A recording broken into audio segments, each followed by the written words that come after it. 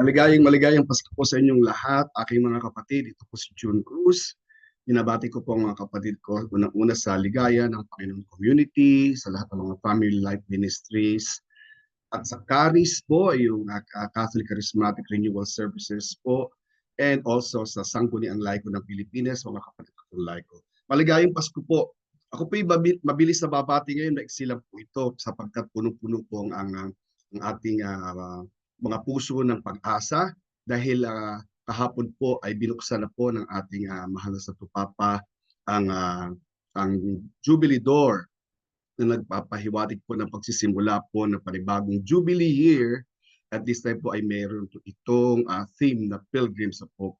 Para po sa mga kapatid natin na malamang huling Jubilee nyo na ito, kailangan talagang maintindihan natin bakit napakahalaga nitong Jubilee ito at bakit tinatawag natin itong with the theme Pilgrims of Hope. This is a Jubilee of Hope. Sa edad po natin ito ngayon, marami po sa atin ngayon ang nakakaramdam na ng homesickness.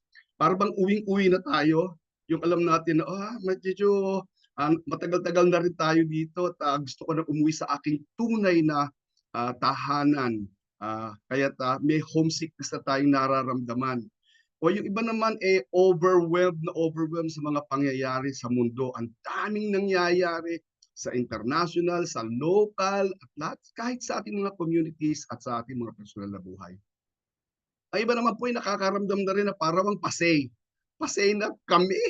Wala nang nakikinig. Alam ba ninyo ang pakiramdam ng mga kapag wala nang nakikinig sa iyo? Parang gano'n, ano? At yung iba naman po parang feeling na nila sila ay estranged na wala nang mga connect, wala na sila namatay na yung mga kaibigan natin o kaya ay talagang retired na tayo.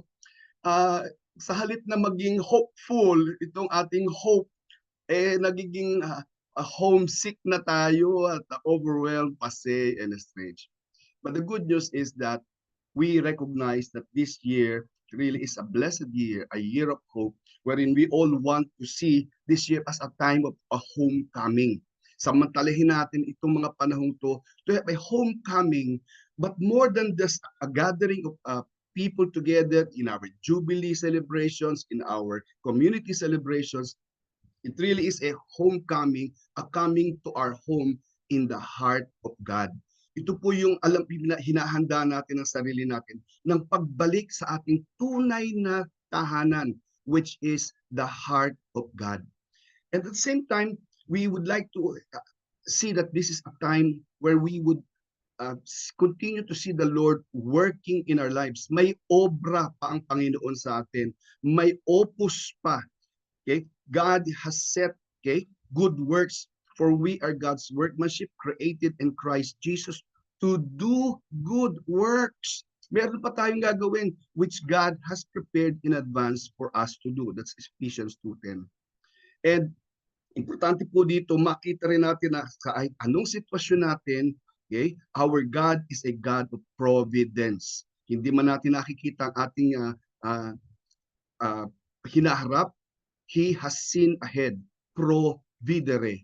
He has seen ahead. He knows our future, and we are secured in the hand of God. And lastly, letter E. So, homecoming, obra, yung ating providere. But ang ending talaga natin, kailangan maintindihan natin yung E, etc., etc., etc. Kapag mo ginagamit yung salitang etc., napakaraming ibig sabihin nun. But it also means endless possibilities, endless potentials. Hindi pa tapos, marami pa tayong pwedeng gawin. Kailangan lang natin talagang ilagay ang ating pag-asa, our hope, in the work of God, in the work of Jesus Christ, in the power of the Holy Spirit. So, maiksi po to. Magpapaalam na po ako sa inyo. Merry Christmas. Pero papakita ko lang muna sa inyo yung aking t-shirt. Ayan naman po.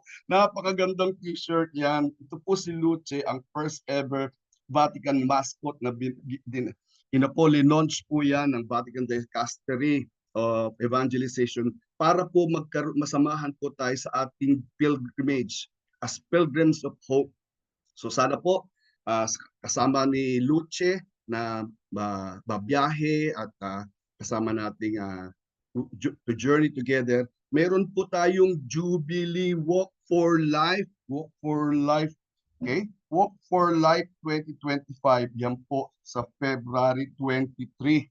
At yan po ay pagsasama-samahan ng mga family life ministries. Sana po magkasama-sama po tayo. Kung gusto po nyo itong ganitong share, tawagan nyo lang po si Joseph Salayco at nandun po ang lahat ng mga detalye. Mga kapatid, maligayang Pasko.